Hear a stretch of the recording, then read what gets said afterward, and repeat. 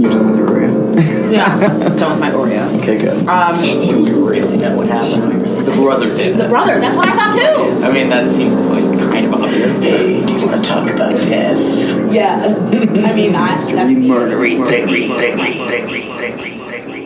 You ready? You ready to roll? Ready to rock, man? Ride or die. With the mysteries. Shut the fuck up, Donnie. Donnie, you're out of your element. I understand things now. I know, right? See? These men are cowards, Donnie. Moving on. Say what you want about the tenets of National Socialism, at least it's an ethos. If you will it, it is no dream, dude. Theodore Herzl, State of Israel. How long are you going to keep going for? That was it. That was all it's going to do. The dude abides. The dude abides. Fuck it. Let's scroll. Whatever they say. I like the term chuck it in the fuck it bucket. Yeah. So yeah, we just watched Chloe just saw The Big Lebowski for the first time. Yay. Very recently, yes. Yeah. Classic. There's a lot of, like, classic, quote-unquote, classic movies that I haven't seen. I don't like to talk about it, though, because people are like, oh my god, you ever seen blah, blah, blah? What is wrong with you? Blah, blah, blah. What if somebody was like, you've never seen Taken 3? Give me back my daughter. I've never seen any of the Taken movies. Even though I like action movies, When did Liam Neeson become an action star? Like, I don't know. Wasn't he like just like a serious like film actor, and then he turned 58, and then he became an action star? I don't get it. I don't think that's how that works. What is the trajectory of Liam Neeson's career? That's a mystery. That's a mystery. That's an episode. We can cover that. Right? Weird turns in people's acting. We've been talking about Robert Downey Jr. a lot. D-list to A-list. D-list to A-list. That could be a podcast. This is not E-News. No, that wouldn't be a podcast. Yeah, that would be like a segment on E-News or TMZ or something. That would be like a TMZ blog. D-list to A-list. Beep, beep, beep, beep, beep, beep, beep, beep, beep. Welcome to D-List to A-List. I'm your host, Ryan Seacrest. Right. And I'm Juliana Rancic. I don't know who that is. Oh, I actually watched E-News, me and my mom. Oh, okay. E-News does great coverage of true crime.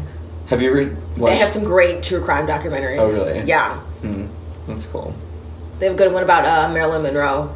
Uh-huh. Yeah. But she wasn't murdered. No, but they talk about celebrity deaths and stuff like that. But her death is sort of mysterious. Not really, because she just, like, overdosed on pills or whatever, right? Well, I've read that there are, like, inside, like, witnesses who say that they overheard her, or, like, being strangled or something like that. Yeah, people say lots of stuff. Yeah. I don't know. Whatever. So, what's going on here? Hey. Hey. What's up? What's up, dude? How you doing? No. Let me buy you a fifth sandwich. Let me buy you a drink. Welcome to Mystery Murdery Thingy. Mystery Murdery Thingy? Mysteries. Murderies. Thingies. Mystery Murdery Thingy. Ba ba da ba ba ba ba ch ba ba da ba ba ba ba ch ba ba da ba ba ba. Go team. Yeah. Now make that into a trap remix. Someone. Not us. You. What? You can do it. I think I'm doing enough. Right. You're right. No, it's okay. You do a lot too. Anyway. Yes. What? Huh? What are you doing today? You're doing a mystery, murdery, or a thingy. So mine definitely involves a lot of murder, but not directly. So it's more of just a mystery, but it's definitely a very murdery, sad set of many, many mysteries. And should I go first, or are you deferring to me? Well, yours is a bummer. Yeah, mine's pretty sad. So sorry about that. So should we do yours, mine, then weird shit in the news? Or should we, like, do mine, yours, and lighten the mood with weird shit in the news? What is yours? I have a ghost story. Oh, that's right. You're doing I have a ghost triple story. whammy. It's a mystery, murdery, and a thingy. Okay, I'll go first. Got it. And that we can start dark, move towards the light. Move towards the light. Right. This little light of mine. That's what you do when you want to become a ghost, right? You just you go towards the light. I forgot that I can't, like, sing on here, right? What do you mean? Won't we get, like, in trouble for copyright or something? We've been doing that literally since the first episode. No? We have? We do that all the time. No, I mean, like, sing, like, real songs and stuff. We've been doing that. Now, we did one a few episodes ago where we sang a bunch of Disney songs or Disney stuff. I cut that out. Oh. So if I feel like it's egregious or Disney because they're like fucking assholes about that shit and they will go after you. I love ESPN, but Disney, you're even a little much. Even the small town people like us. Oh yeah, even the fucking nobodies like you and me. Mario and Chloe, who the fuck are those people? I'm cussing a lot this episode. I'll stop so relax. much. Oh, yeah, I'm kind of wound up from... It's been a long day. But anyway, I was going to say to everybody, sorry about the sound on the last episode before we get really started. It was weird. Sorry. What happened? We don't need to get into it. Sorry about the weird sounds in the background. I tried to make it as low as I could. So anyway, I think it's fine. Again, we're a lo-fi podcast. We set that expectation, right? Embrace the disgrace. Take that attitude towards it. But this is a limbo game, okay? We set the bar, you know? You want us to sound better? Give us $1 on Patreon. That's all I'm going to say. Okay, I'm going to get started. Go. Okay, I'm going to talk about the disappeared children of Argentina's Dirty War. AKA... Desaparecidos. Right, Los Niños Desaparecidos. This is something, if you don't know about it, you should. This is going to be a good history lesson as well. And it's fucked up. It truly is. If you've ever heard... This is something I wasn't aware of it until I learned about it in my Spanish class in high school. Right. Like, I had no idea. Yeah. So yeah, if you've ever heard someone use the term desaparecidos or the disappeared, like this is... Sorry. It's okay. Sorry. We're trying to cut down on the extraneous I know, I forgot. That's okay. So, yes, very big deal, and it's part of, the disappeared children are, one of the main parts of this, but it's part of a much larger context, like the historical context. And I was going to get into that a little bit before we start on kind of the main thing. So like I said, this was part of Argentina's so-called Dirty War. Mm-hmm. And this was a period of essentially state terrorism, where the state itself, the government itself, was engaging in a pervasive campaign of terrorism against its own citizens. And this lasted from about 1976 to about 1983. Wow. And the government at that point was a military junta, which had overthrown in a violent, more or less violent coup, the government which had preceded it, which was the return of the Perón government. Mm-hmm. So if you've ever seen Evita, mm-hmm. That's, Juan Perón, his third wife succeeded him when he died. And she was the one who was technically overthrown by the coup that initiated the Dirty War. But of course, Perón and his ilk, like every other, leader, through a certain period of Argentina's history, was engaging in some form of corruption and violence. But in 1976, it went up to a whole different level. Don't cry for me, Argentina. But that was good, right? A little off key. Do cry for Argentina in this instance because it is fucking tragic. So this whole... But it's also very interesting and important, which I think we should stress. Yeah, definitely. So this was basically a crackdown on communists, students, those who the government perceived as leftists, or, having something to do with communism or socialism. And the military junta, at least at first, to some extent, was supported by the Ford and Carter administrations here in the U.S. There was a perception, I think, before the real atrocities came to light, that the coup, was, like I said, relatively peaceful. It wasn't too violent in and of itself.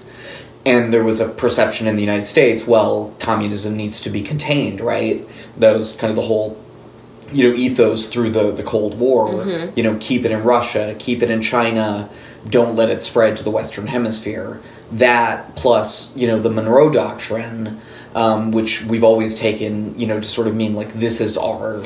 And this was about the same time, right? As what? As the Cold War? Yeah. Oh, yeah, definitely. This is in the heart of the Cold War. In America. Right, but between the United States and Russia, et al. Not only was the disappeared children a part of the Dirty War, in the same respect, the Dirty War itself was part of a much larger conflict, which was called Operation Condor, which involved many, many countries throughout Central and South America and the U.S. through our CIA.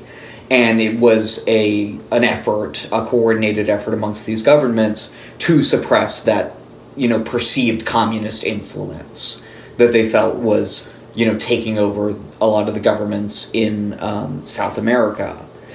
And it's... Suppress meaning many different things, I assume?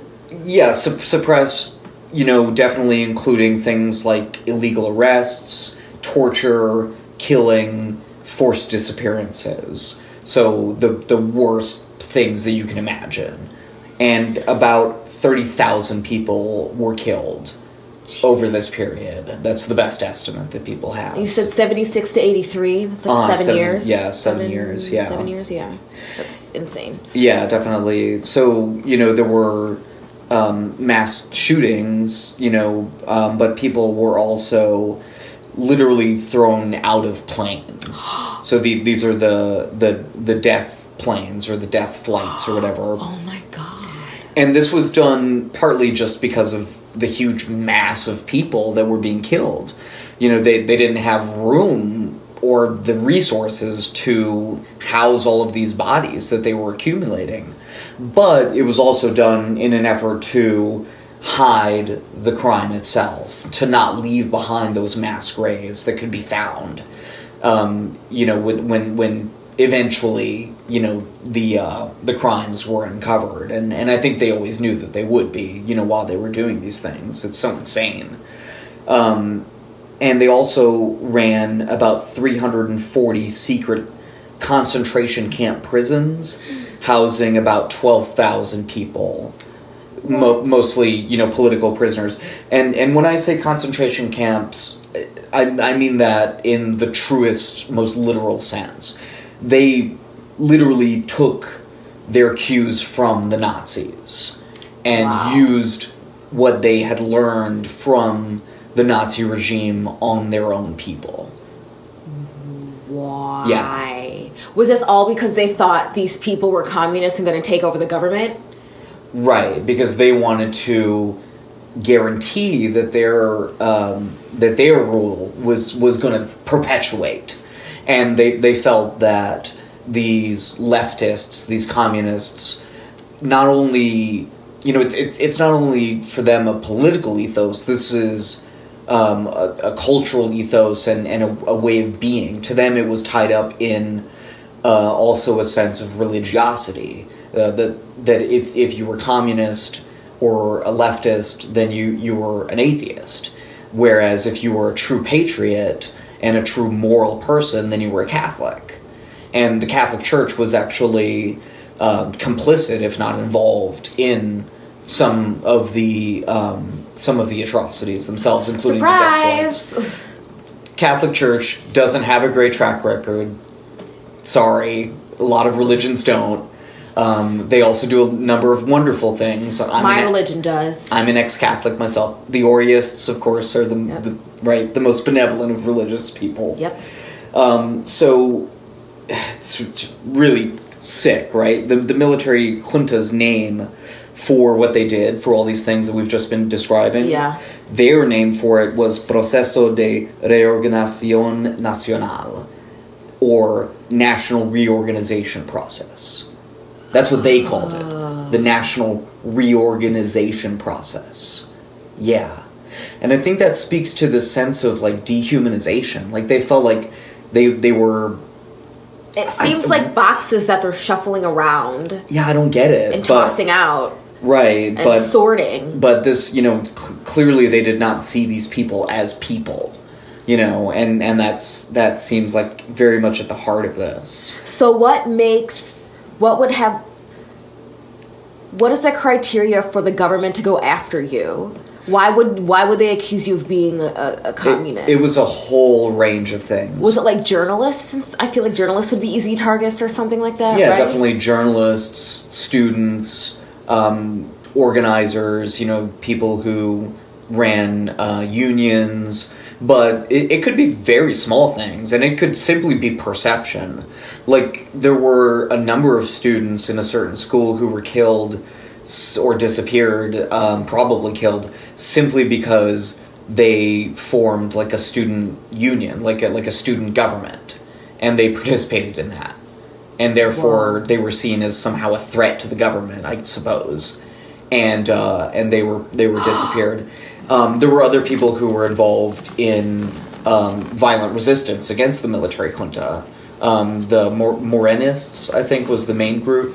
So there were certainly people who were engaged in counter violence, but that was not necessary, certainly, to be targeted by the military junta. It could be for any number of reasons, or really for no reason, simply because they wanted to take you, or they perceived something you were doing in the wrong way, which is typically the case in very autocratic regimes. I mean, look at what's happening in Turkey right now, where if you're perceived as a Gulenist, as somehow beholden to Fethullah Gulen, the supposed fomenter of the coup that attempted coup that happened a couple of years ago in Turkey, then but it could be just because of something you said, and it had a certain shade of meaning, and you wrote it on Facebook nowadays, and therefore you're a terrorist.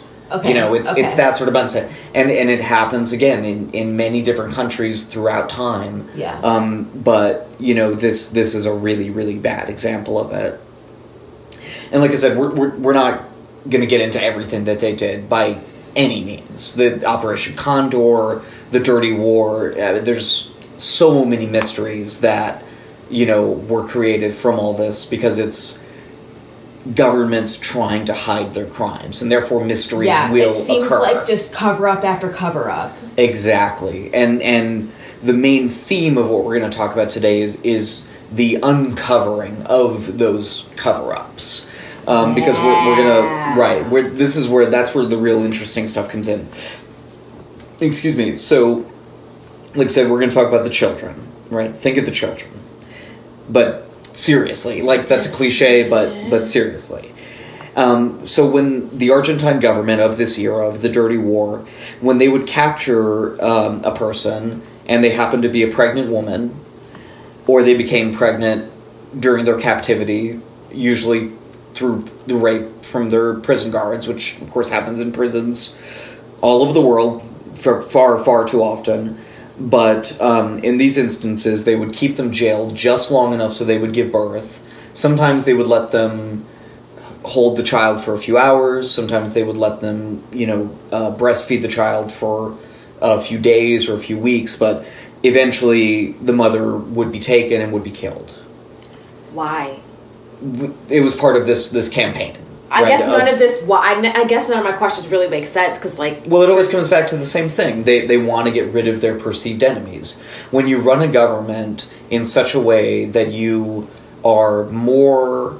that you're more focused on who your enemies are and how to get rid of them than being beholden to the will of the people you're supposed to serve, these are the kinds of things that can happen. This is the kind of the logical extension of that. And when they would kill the mother, they would then give away the child or sell the child to a family whom they deemed as acceptable, right? And this is part of that whole cultural notion of what's going on here that I was talking about earlier, too. And that it also kind of always comes back to that what the military junta perceived was that the enemies that they had in the current time, their children would then be the seeds, sort of the evil seed of the next generation that would then overthrow them. Of course, they never got that far, right? Because, fuck, you would hope not, right? Something like this shouldn't last a day, let alone 7 years. But that was kind of from their perspective, what they were trying to do. They were trying to kind of reorganize, right, the children of some of the children of these dissidents to encourage, the right-thinking families, so to speak. That's nuts. Yeah, and like I was going to say before, that this process of doing that is, I think, maybe the worst thing that they did. I think it's maybe of the evil. Yeah. Separating the mothers from the children and giving the children away or selling them. I don't know if there's anything that could be worse than that. That's so messed up. Yeah. So let's kind of get into it a little bit here. So they were the disappeared, right? They were some of the disappeared. I mean, there were 30,000 people who were disappeared, most of whom were killed. But these were disappeared children, who, they at least didn't kill them, I suppose. I guess. If you want to give any silver lining to what they did here, at least they didn't murder the children. And there were about 500 children, that's the best estimate, that were disappeared in this way. And the military junta ensured that their previous identities would remain mysterious, right? Like we were talking about before, like creating those mysteries, including by changing birth certificates, other official documents, getting rid of documents, obviously, like we said before, getting rid of some of the bodies of the parents, just really trying to hide their tracks. But as they grew up, some of these children did start to learn the real story of their lives and where they came from. And each of them, or, a couple of groups that we're going to talk about in a minute, did start to unravel some of those individual mysteries. But, it is kind of not one mystery, but 500 plus mysteries that we're talking about here. Yeah. Each with their own individual dynamics, with their own backstory, with their own history. It's 500 different identities. Exactly. And even more, because each of these people has, in a sense, a bifurcated identity. The identity that they had as a child before they were given away or sold, and then the identity that they had moving forward, or even more than that, because then before they knew and then after they knew. But anyway, the movement, though, to dispel those official mysteries, to get to the bottom of these 500 plus, mysteries of the missing children, was started, in a sense, on April 30th, 1977. And on that day, Azucena Villaflor de Vicente and about a dozen other of the mothers of some of the disappeared people began weekly marches in the Plaza de Mayo in Buenos Aires. And unfortunately, Mrs. de Vicente was one of those murdered in the death flights. And she was specifically targeted, because she started... she helped to start this organization that grew out of these weekly marches. And that's two parallel organizations. One is called the Mothers of Plaza de Mayo, and the other one is called the Grandmothers of Plaza de Mayo. Wow. So they're similar, they work together, but they have sort of slightly different focuses. These are very brave people. Extremely. I mean, think about that. This started in 1977. So for another 6 years, they were doing these marches in defiance of a government that they knew was killing tens of thousands of people. it is staggering. I mean, it's the courage of a mother, but, like we talked about in the Disappeared Students episode, not every mother would do this. Not every parent would do this. Yeah. It does drive them, but these individuals clearly had something special about them that they were willing to do this, to put their lives on the line, not only to get back, their own history and their own children, perhaps, but also other people, and that's it's just, so admirable. And these marches that they did every week did start to bring attention to their cause, domestically, but also globally. This was a huge story all over the world. And that was partly because these mothers and grandmothers, refused to be silent. I watched a good little documentary on a New York Times story about this, and they talk about it, it's the most universal thing in the world. A mother wanting to regain her child. A grandmother whose child is dead wanting to regain their grandchild. Like, everyone, obviously, you would have to be literally a Nazi or want to be like them to not feel that and to not identify with that and, like, also want to help them. Yeah. Or identify with them at the very least. So, the high-profile nature of the marches was also partly because they were right outside of La Casa Rosada, which, again, you'll recall if you've seen Evita. This is the place from which, she does that famous speech. So that's where they would march? Right, that's the presidential headquarters. The Plaza de Mayo is the square that's right next to it. So essentially this would be like, walking up and down Pennsylvania Avenue, next to the White House. That's essentially what they were doing. Okay, so like I mentioned before, the marches led to the creation of those two parallel organizations, and their goal is to identify and reunify the disappeared children with their true families. So they've been working on this ever since then, just tirelessly doing it. At the beginning, they were doing, like, spy work. Like, one of them became the housekeeper in a family's house that they suspected of being one of the families that had received some of the children. Yeah. And, they did other stuff, going undercover, so to speak. But do the families who, receive the children know the circumstances? Okay. That's a good question. Not always. Okay. And not always to the same extent. Some of them were literally the people who killed their parents. So that's, on one extreme, that happened. Oh my god. On the other extreme, there, like the one kind of specific case we're going to talk mostly about, the parents weren't told anything really. They were just told, here's a child, raise him in the right way, don't ask any questions. And they took the child. They're still on the hook, right? They're still liable legally for what they did. But, I think there's some nuance there, right? And whether you treated the child well, I guess, at that point. But, that's kind of a whole other aspect to it, right? Is that new family. And then their relationship to the child and the child's relationship to them. And it's very complicated, right?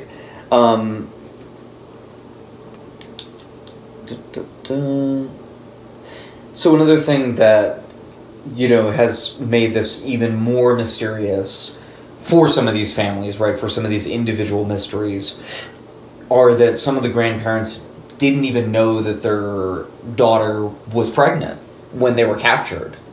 So some of them didn't even know that they had missing grandchildren at all. They didn't even know to look, necessarily. So that especially has made it difficult.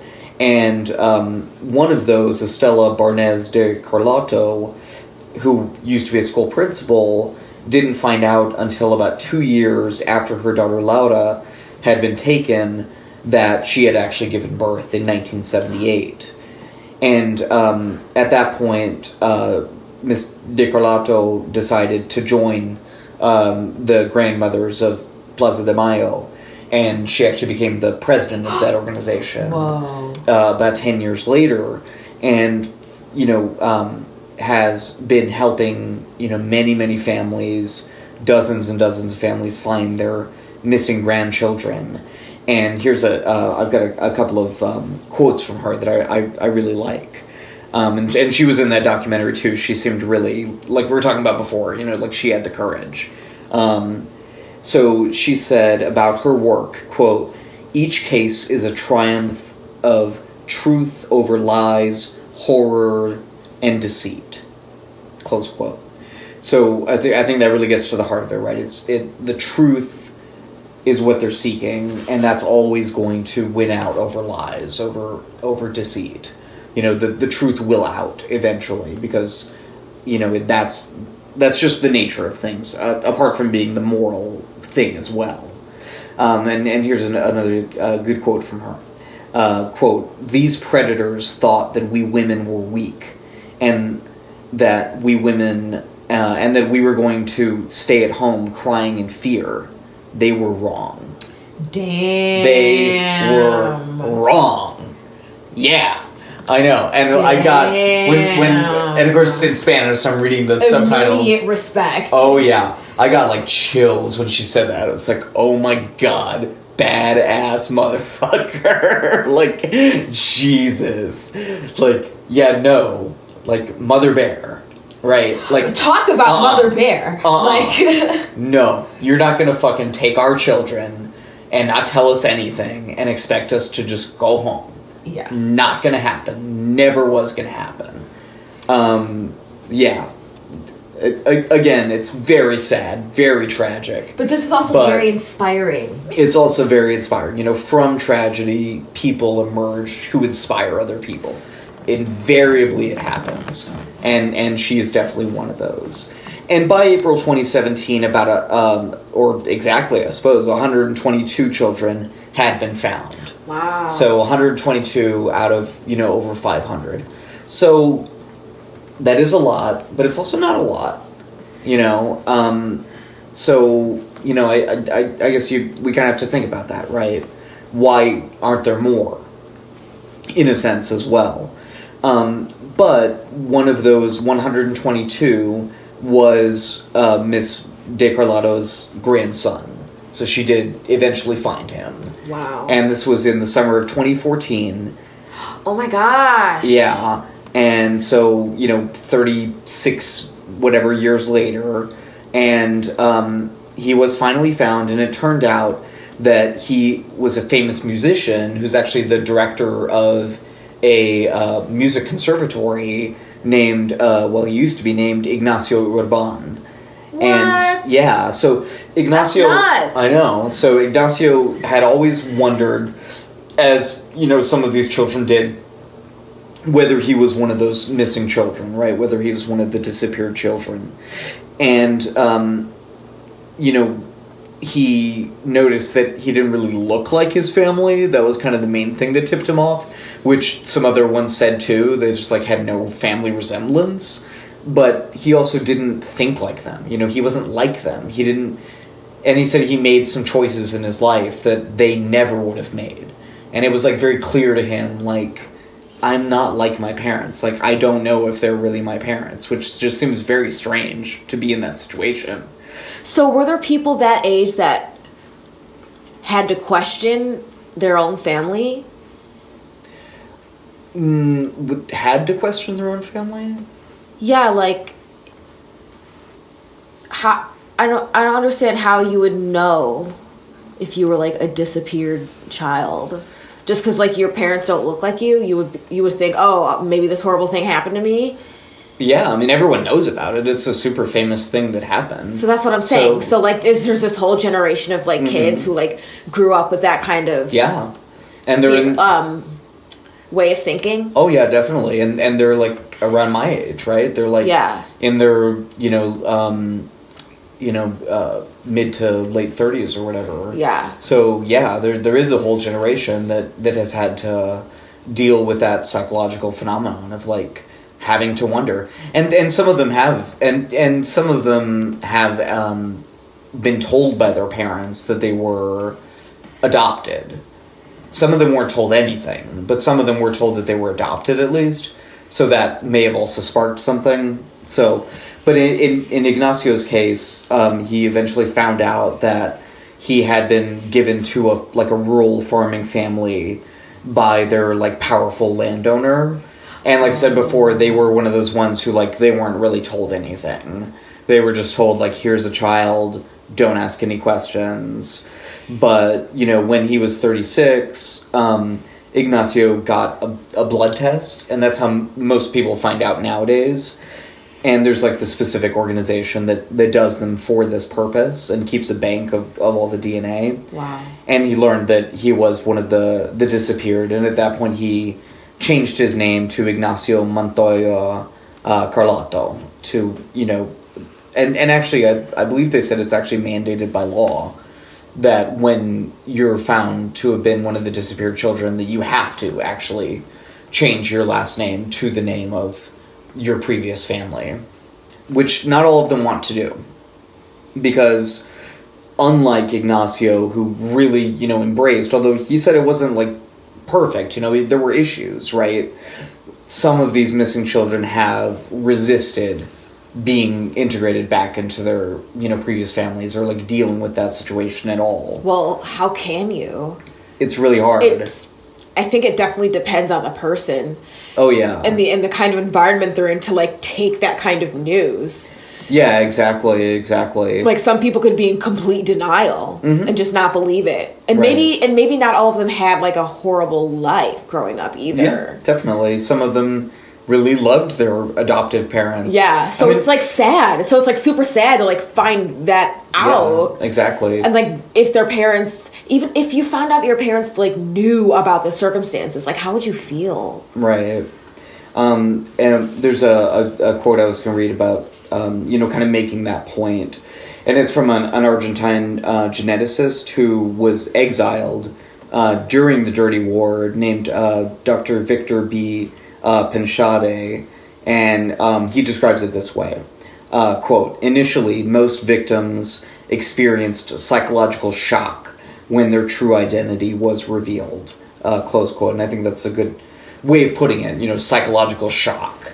And people will, deal with that shock in lots of different ways. And, I think that's okay. And that's what the family said too, if you're not ready right now, that's okay. We're here, whenever you can kind of come to that place. That was kind of the story that I heard, coming up.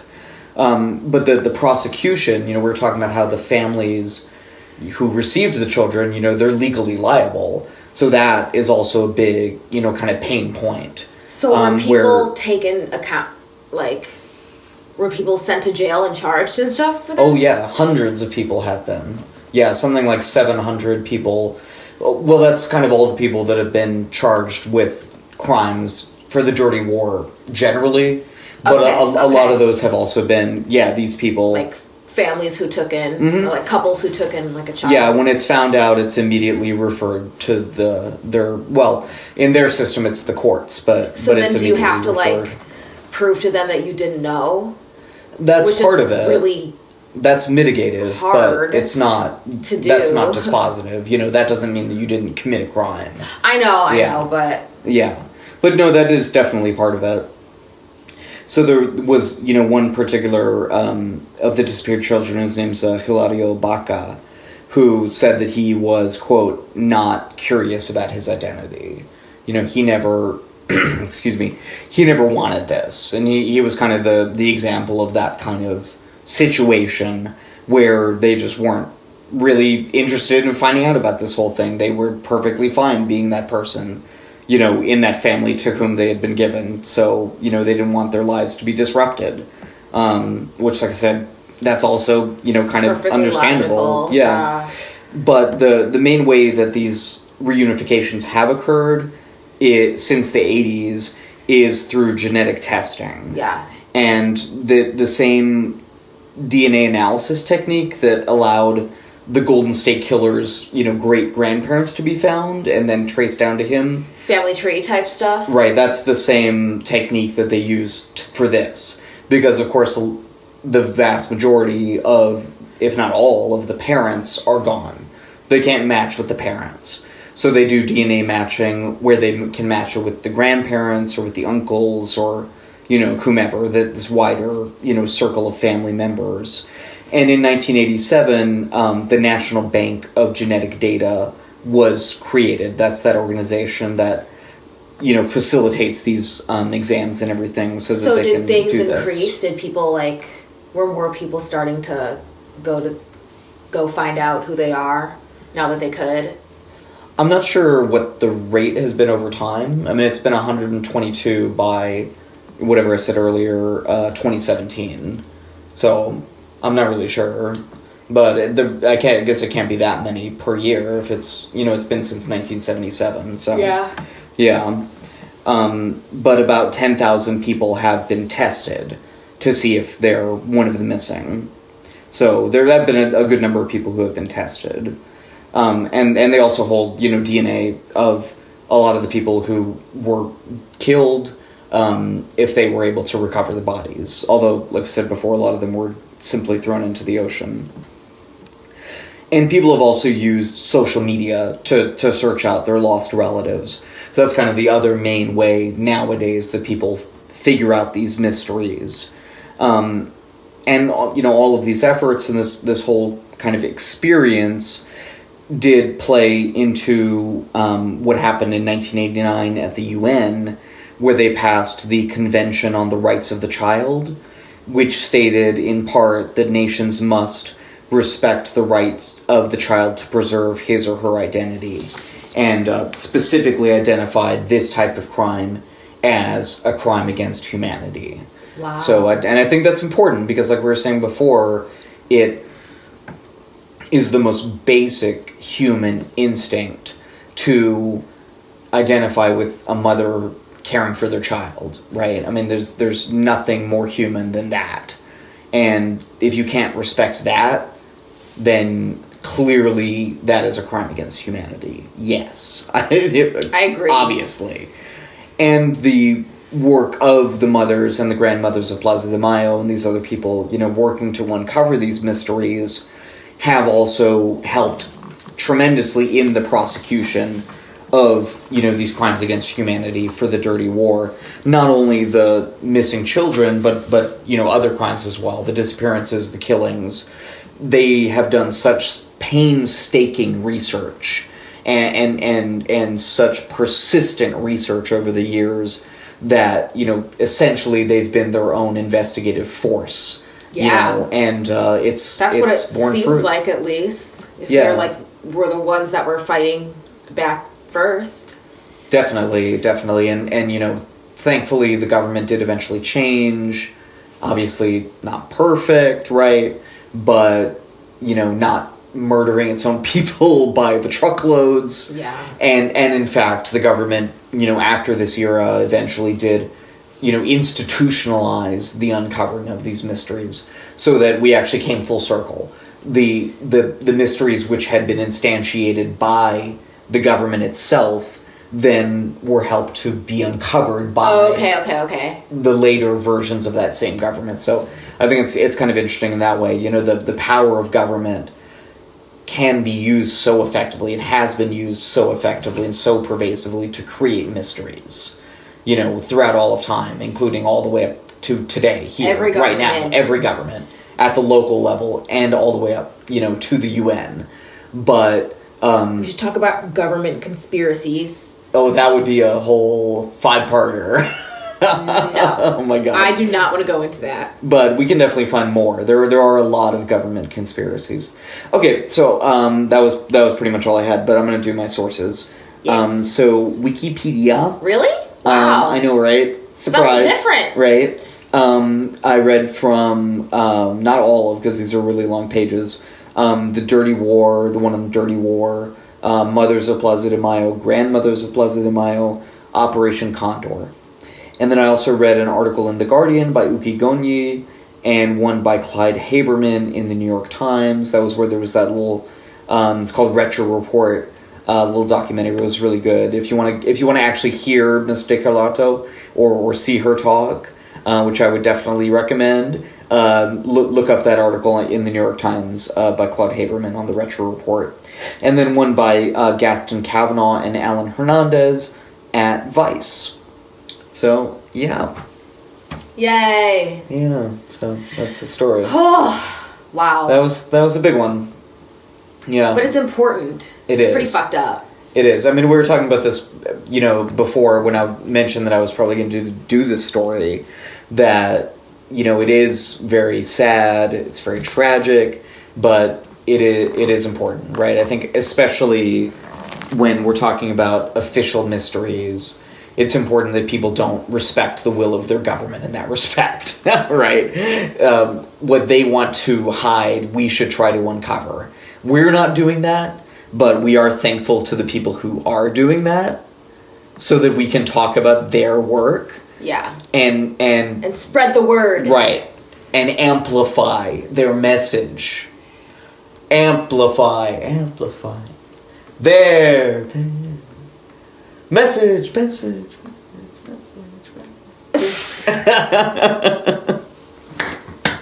was good. Right. It's kind of echoing here, right? I guess. Here. I don't know. Maybe I don't have that. Maybe I don't know. I don't know. Okay, you go. So I have a triple whammy. Cool. You're looking at me like, What you gonna hit me with? It's a mystery, a murdery, and a thingy. Woo! The mystery is... Is that our first mystery, murdery, and thingy? No. Yeah, but not even close. I just kind of thought about it this way. Cool. Mystery being we don't know who the culprit is. Okay. Murdery being it was a murder. And I thingy being her ghost is walking around. Nice. So, let me get comfy here. Okay. Yes. Ugh. You can hear our lovely sit-back lawn chairs making their little creaky noises. I didn't know what to call them, and sorry, I'm very burpy today. In the moment, I just said lawn chairs because I didn't know what else to say. They're like lounge chairs. They're like... They're the kind of chairs that you would sit next to a campfire on. No, they're not. Those are like That's exactly what they are. Are you talking about the one... There's like one outside, like... Well, these are the same kind of chairs. No, they're not. Well, just because they don't have a cup holder? A cup holder, it's a different kind of material. Okay, we're really talking way too much about these chairs. There's armrests. It folds up differently. Okay, I concede. Go on with your story. Okay. Okay, so I'm going to talk about Ella Maud Cropsey. Dum dum dum. Which has nothing to do with Cropsey, the documentary, the creepy... Because that was my first thought. Very creepy. Yeah. Missing children. Oh, that's right. Too. Right. So Ella Maud Cropsey. So basically, she was found floating in a river in November of 1901. So she's got an odd, mysterious ghost story. So her family called her Nell.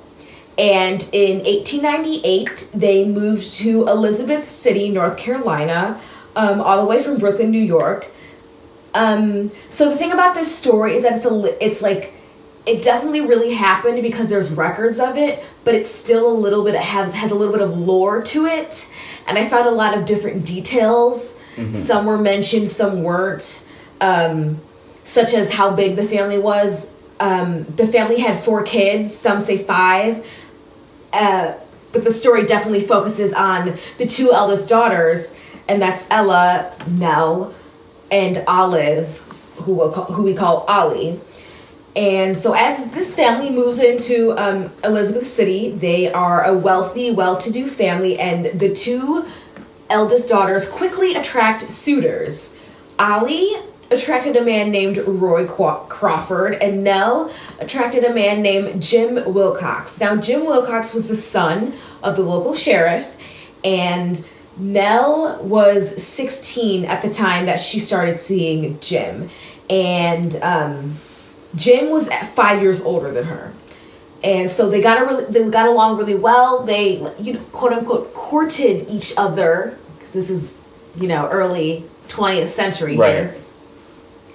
And they had been dating for 3 years.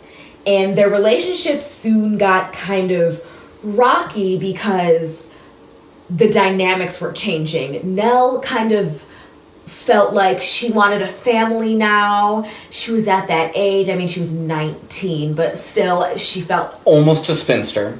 Almost. And Jim was kind of like, meh.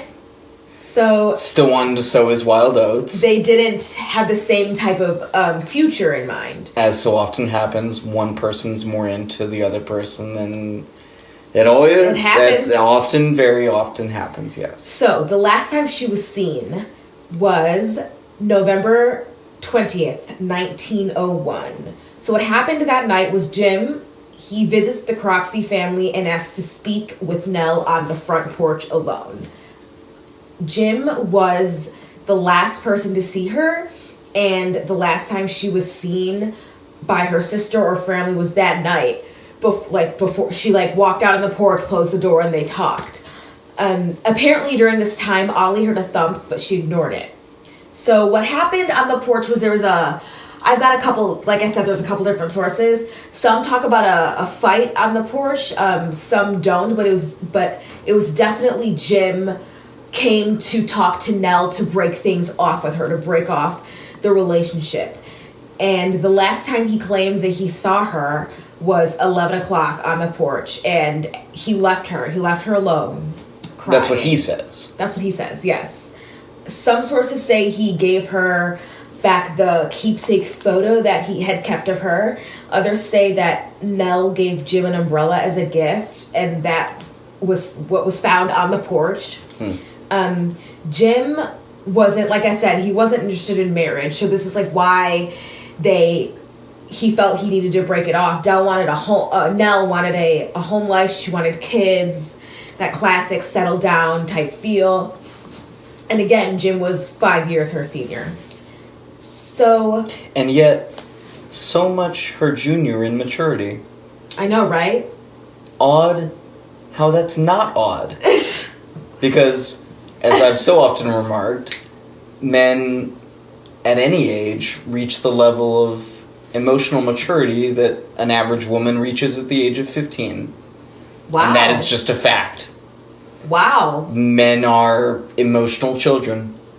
That's good to know. I'm going to use that to my advantage. Thank you very much. Yep.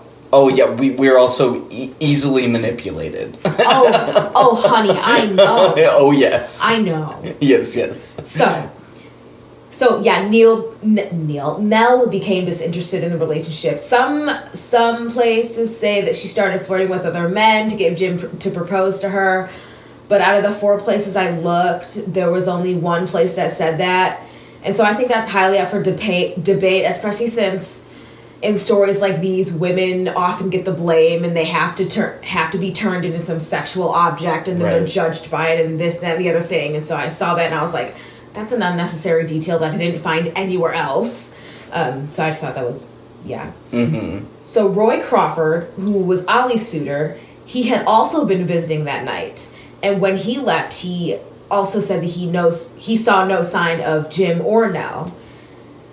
The family didn't start worrying until a bit later that night. And the timeline of this is a little bit weird, but I think I got it down. It differs. Mm-hmm. The neighbors got what got them up and out of bed was the neighbors said, "Someone's stealing your pigs, Cropsey. Someone's stealing your hogs." Hey, Cropsey! Hey, someone's stealing your pigs over there! Bam, bam, bam! Hey, I see him running away with your pig! We're being stolen! That's how it happened. Sure. That's how it happened in your head. I was playing a video. That was actual audio from the event itself. Oh, I know. Is that a good save? No. I think we need to work on our improv. Okay.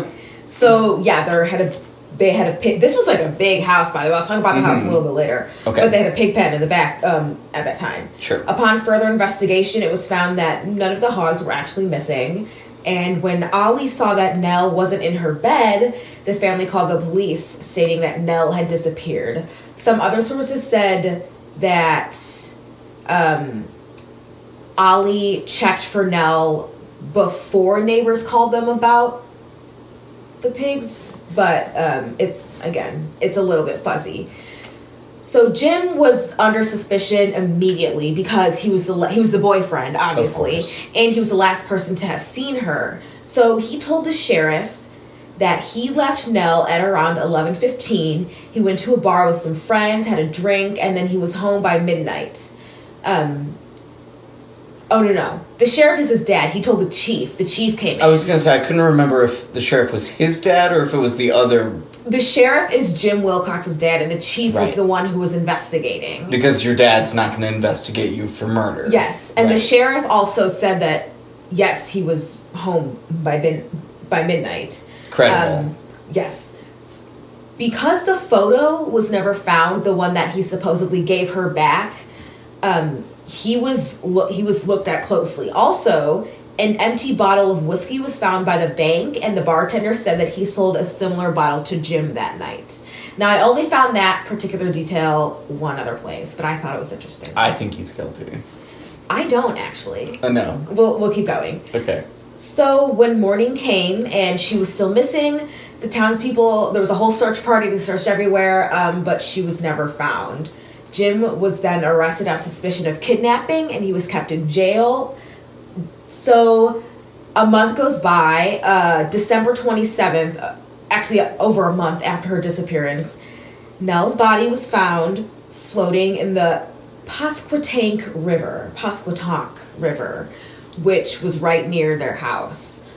A few days before Nell's body was discovered, the family had received a letter with the New York postmark that containing what claimed to be a detailed account of what happened the night of Nell's disappearance. It was an anonymous letter. It stated that Nell Cropsey had interrupted a vagrant attempt to steal the family pig, and upon being discovered, the man grabbed a heavy stick and knocked her unconscious, and then the unknown man carried Nell down to the river, stole a boat, and he rowed into the river and dumped her body into the Pasquotank.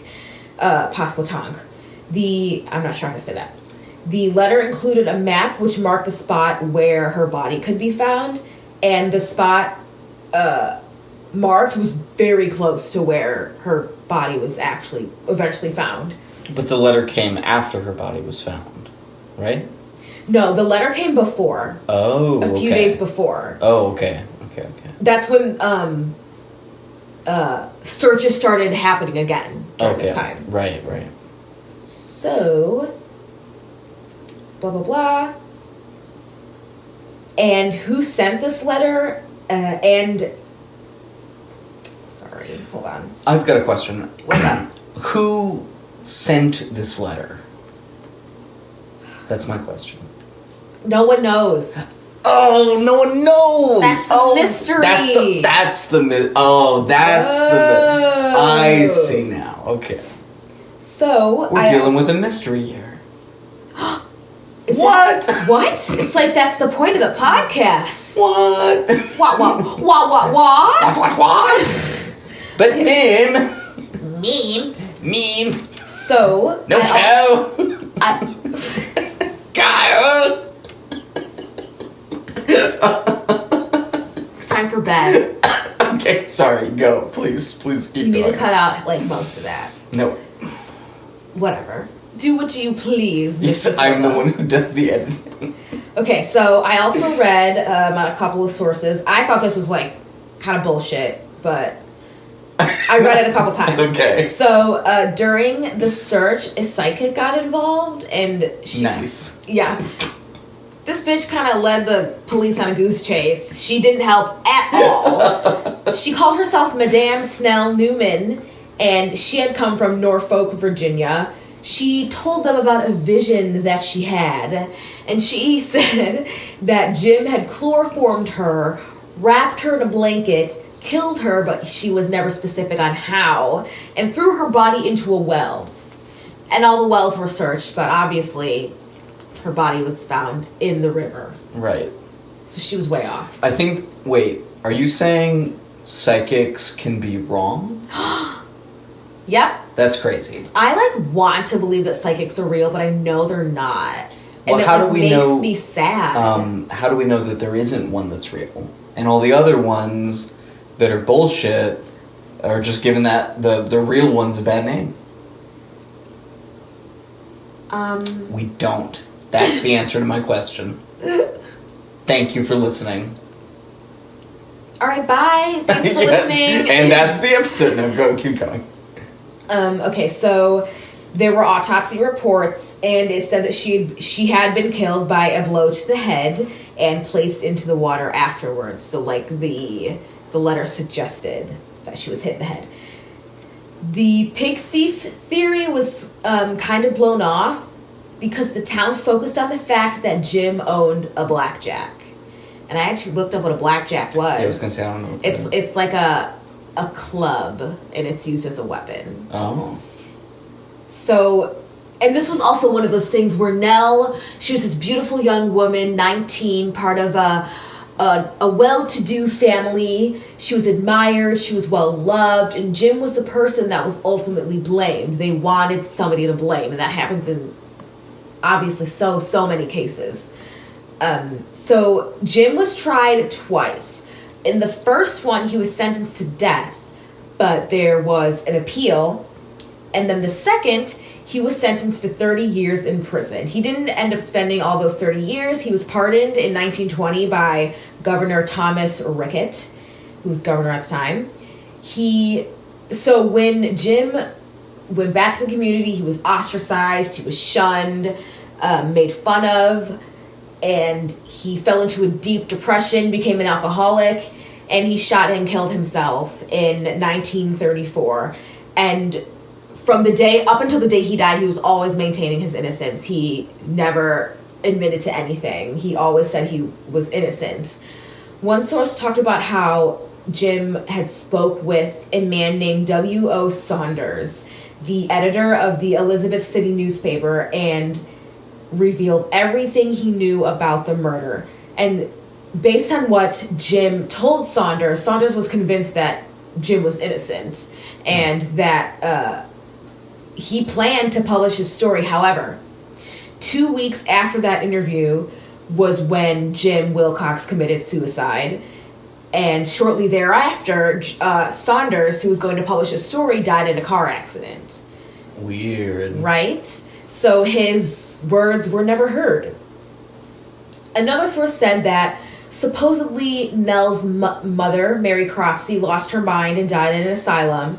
Her sister Ollie became a recluse, and one of Nell's brothers, William Jr., committed suicide by ingesting poison in 1913. Roy Crawford. So this fucked up the family. Sounds like it. Pretty bad. Yeah. Roy Crawford, who was Ollie's former suitor, also committed suicide in 1908. I didn't hear this from any other source, but it's said that he committed suicide in 1908 because because he felt guilty. He did it out of guilt. Supposedly, he found Jim standing over Nell's body and helped him to move her to the water. Nuts. Yeah. It's crazy. Yeah, definitely. It's totally fucked up. So, like I said, there's a ghost story aspect to this. The ghost of Ella Maud Cropsey has been seen at the house. The house is in Elizabeth City, North Carolina. It's still there. Their property is called Seven Pines. I don't know if it's called that today. I think it is, but it was definitely called that when they moved in back then. Mm-hmm. Those who have lived in the home have all reported strange things happening, and it was like classic ghost stuff, like gusts of cold air, doors slamming shut, lights flickering on and off. But there have also been reports that beautiful Nell, which is what she, what people began to call her, can sometimes be seen looking out the window or lurking on the porch out front. Some residents say that her figure has even appeared in their bedroom at night. She's also been seen walking by the riverbank where her body was found as well. And to this day, her murder has never been fully solved, and her ghost is still reported once in a while. And the house is still there. Like I said, it's a private residence. It is open on special occasions, such as the Elizabeth City Ghost Walk, which takes place once a year. $12 for adults, $10 for with military ID, I read. Should we go? Sure. North Carolina? I like North Carolina. Let's go to North Carolina. Yeah, that's where I went to college. Oh, very true. Yeah. So yeah, that's the story of the very mysterious story of Nell Cropsey. Nice. Like I said, I think he's innocent. Well, it seems like maybe that's like the general consensus. If they're saying her murder is like not truly solved. Yeah, because he was like sentenced but then acquitted, and then he was pardoned. I mean, but being pardoned doesn't mean. I mean, being pardoned means that you have to admit that you did the crime, technically, but there was no like real evidence tying him to the actual crime, right? Nope. It was all just the fact that he was the last one to see her alive. Yep. That we know of. Yep. And the fact that the photo couldn't be found, and there was one other thing. He was an asshole. He had a blackjack. Oh, right. The blackjack. It'll get you every time. And that the whiskey bottle was found by the riverbank. However, that was also one of a more detailed thing that I found in one of my three sources. All of my sources, I feel like, were solid sources. Like, they all had the same basic story, but some of them had more details than others. Mm-hmm. And some of those details were very interesting and made the story better, so I put them in. Yeah, totally. So what were your sources? Sources, NorthCarolinaGhost.com, Seeks Ghost blog post, posted by Virginia Lamkin, and a blog called Fairweather Lewis. I didn't find anything on Wikipedia. That's weird. I found a lot of Find a Grave, and her, and you can like look at her gravesite and shit. Cool. People are into that shit. Yeah. Find a grave. Well, I read on Reddit, my favorite place, that I was on Ask Reddit. Somebody was like, "What's like a hobby that you do that like you, or something that you're proud of that you don't get to like brag, you don't ever get to talk about?" And this one guy talks about how he like identifies like unnamed graves and stuff. That is cool. Yeah. Nice. Neato. Gee whiz. Gee whiz. Hey, Mario Silva. Are you ready for some weird shit in the news? Weird shit in the news. Weird shit in the news. Weird shit in the news. What? Weird shit in the news. Weird shit in the news. Weird. Okay. Right. Should I go? I'll go first again. Go. So. This was pretty popular. Maybe y'all have heard of it. Maybe. It's pretty fucking funny. So there's multiple articles about this, but I've got one up by Amanda Jackson over at CNN, and the headline is, "A judge sides with parents and rules their 30-year-old son must move out. Get out of our house." So, 30-year-old man lives in New York. Apparently he keeps a room in his parents' house, but he does not speak to his parents. Also, he does not pay them rent. They don't make his food. They don't do his laundry. He just lives there, okay? Wait, he doesn't pay them rent? He does not pay them rent. They did not mention rent anywhere in that. In fact, they have tried to give him money to leave. Oh my god. They have sent him multiple eviction letters. Yeah, eviction letters from their lawyer to their own house, to their son who lives there, who he doesn't talk to them. They just pick out their mail with their name on it and leave everything else. I assume they slip it under the door. That's what I assume. I'm not entirely sure. But, yeah, they offered to give him like $1,100 to go, and he wouldn't do it.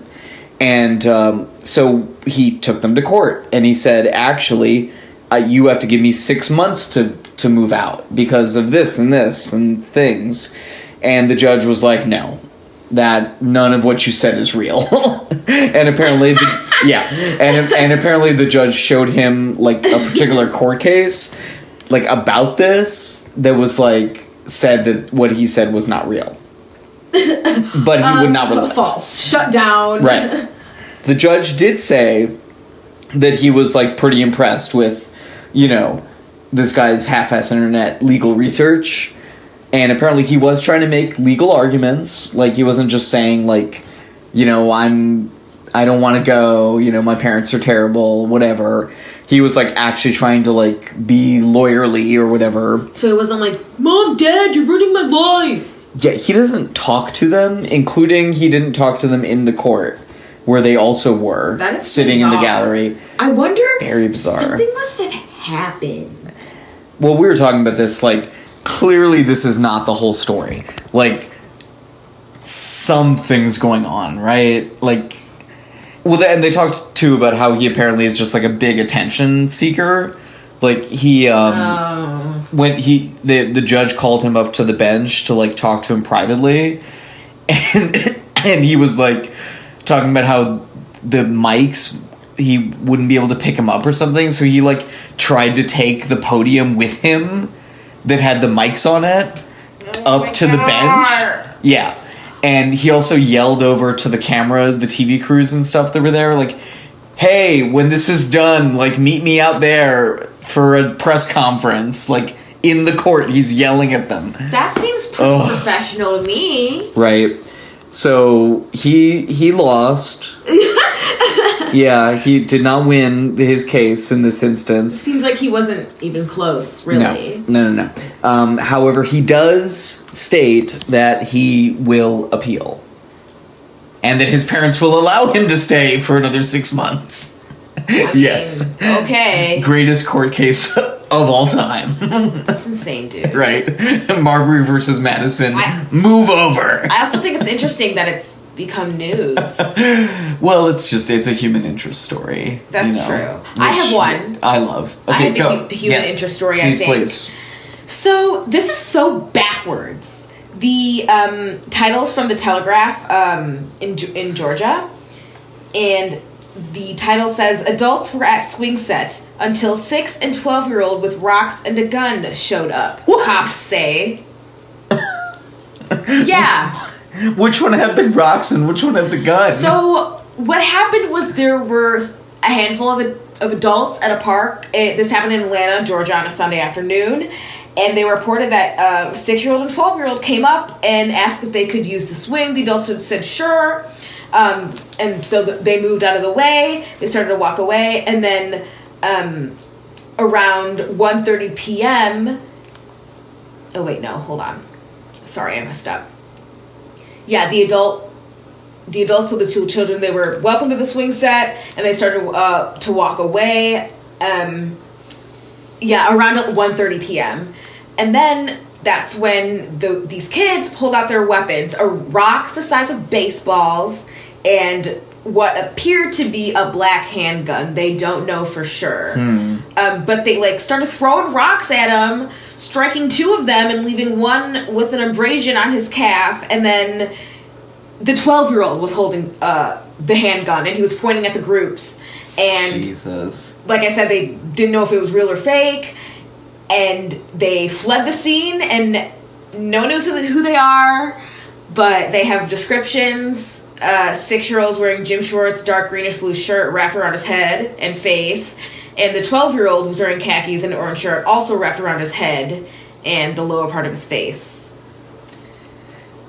Very strange. It reminds me of listening to Mike Tyson's autobiography on audiobook, and him talking about how he was 8 or 9 or something, and he would walk around New York with a gang of kids, and he would have a huge machine gun, and he would just be walking around with it when he was 7 or 8, just with this gang of kids, and then they would go a real machine gun? Yeah. What? And then they would go and break into people's houses and steal shit. Yeah. So a real life kid gang? New York in the 70s. Nuts, dude. Anywhere in the 70s. Jesus. All right. We're back, man. We're in the 70s again with all these serial killers around and have you seen all this weird terrorism going on. I know you don't pay attention to this like I do. Yeah. But the kind of fashion that's trending right now, my God, it's all 60s, 70s. It's insane. Yeah, I don't pay attention to that at all. There's just I've seen like straight up bell bottoms lately and the flowery t-shirts and of course. the festival like gear. Right. EDC was this past weekend. Plur. I don't know. Yeah, you lost me. EDC means Electric Daisy Carnival, and it's a EDM concert. And I think I would go just to people watch. Mm-hmm. It's one of those places. Anyway. Okay, I think I'm done. I'm done too. Okay, thanks for listening, y'all. Thanks for listening. Like, comment, subscribe, all of the things. Like Tell us. your friends. Give us a buck on Patreon. That'd be cool. Comment us. Tell your friends. Okay, bye. Wait, what was I gonna say? Wait, no, I was just gonna okay, so if you do give us that $1, which we would be so appreciative of, we will give you a shout out, right?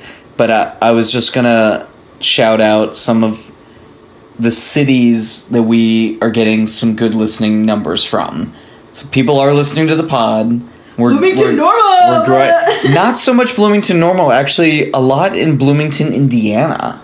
What? Which is kind of funny. That's kind of cool. Our number one city for this past little bit has actually been Wenatchee, Washington.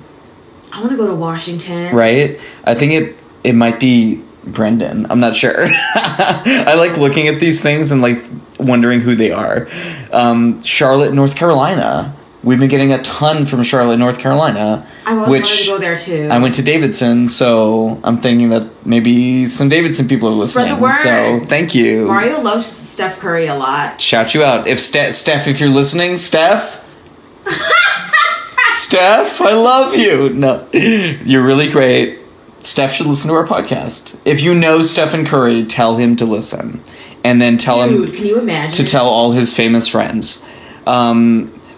There was a really funny sounding Australian city. It was called Unduripoli or something. Nice. I'm probably horribly mangling that. So if you're listening from there, send us an email. Tell us how to actually say it. So other places do. Oh, we've gotten a few listens in Africa. Yes. 2 in Kenya and 1 in South Africa. And you said you wanted to do an African story. I did do an African story. I did Great Zimbabwe. I just did it. Yeah. It was 2 episodes ago. Anyway, I'll stop my rambling. Oh, that but one was weird. Yeah, Ancient Ruin City. I love those. I need to do more of those, actually. Those are cool. Do, talk about, the pyramids. Yeah, there's a lot of different pyramids throughout the world. I read on Reddit. It's my life now. It was a picture of the 3 pyramids of Giza, and I think it was Venus, Mercury, and Mars were all lined up perfectly with the pyramids. Right. And it only happens every 2,000 years or something. Right. Is that weird? There's a lot of stuff like that. Yeah. Weird. How much of this are you gonna keep? Probably most of it. All of it! All the way. Okay. Good job by you! Bye! Bye.